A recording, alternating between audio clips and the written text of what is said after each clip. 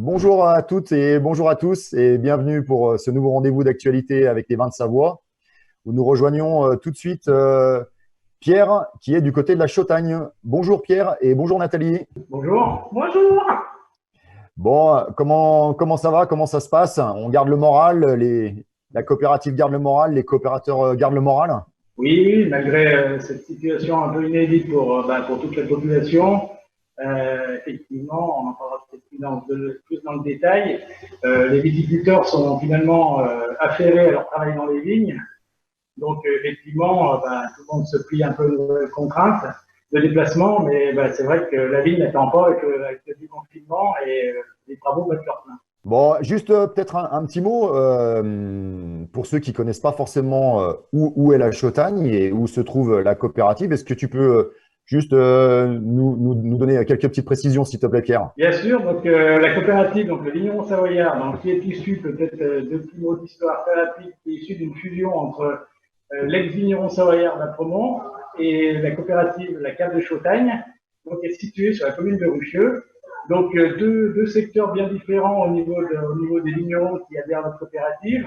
Le secteur d'Apremont à Ville, donc essentiellement sur les deux appellations avec le Mhm. cépage à Jacquère, et puis le secteur Chautagne, donc sur les 4 communes viticoles de Chautagne.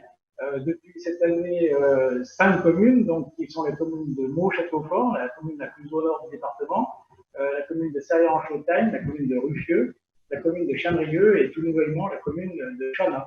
Donc on est situé géographiquement au bout du lac du Bourget, sur la pointe nord du lac du Bourget. Et je pense que ça, c'est un élément que tout le monde aura comme repère. Alors, c'est vrai qu'on disait, donc tu nous expliquais que la vigne continue. Je crois que vous êtes pas mal occupé en ce moment par la plantation d'une nouvelle parcelle, hein. Oui, tout à fait. Donc, autour de la coopérative, donc gravitent deux structures. Donc, la coopérative qui est effectivement la cave avec la partie vinification, transformation, élevage et mise en bouteille des vins.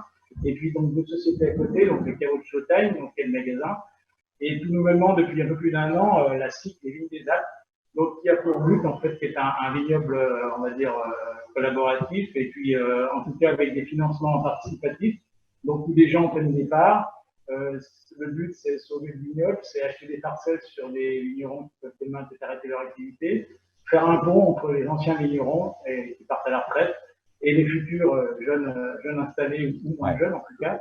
Et dans ce cadre-là, en collaboration avec la commune de Chana, qui avait aménagé des parcelles il y a une quinzaine d'années, les vignes des Alpes ont pris en main la plantation de cette parcelle, donc ça représente 1,8 hectare, donc cépages mondeuses qui ont été implantés et cépages à fesse.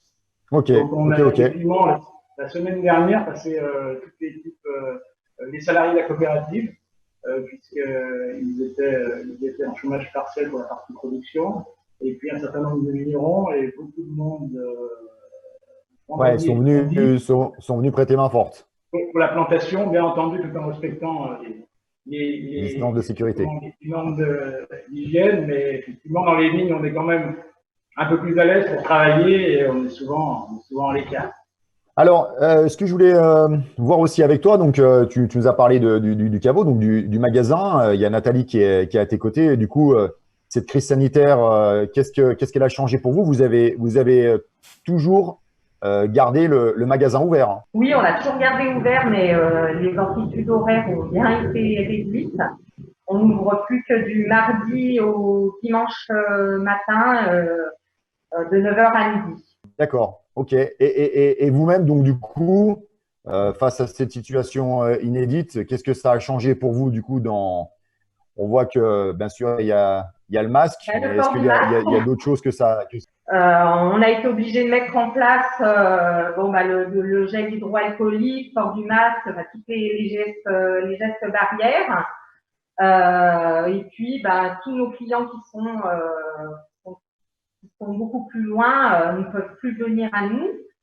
Donc, il a fallu trouver des solutions pour pouvoir les approvisionner. Oui, alors Et justement, du coup, en place qu'est-ce que un vous. système de livraison. On D'accord. est allé par secteur, plutôt. Secteur Rumilly, Aix-les-Bains, Chambéry, Velay. Ouais.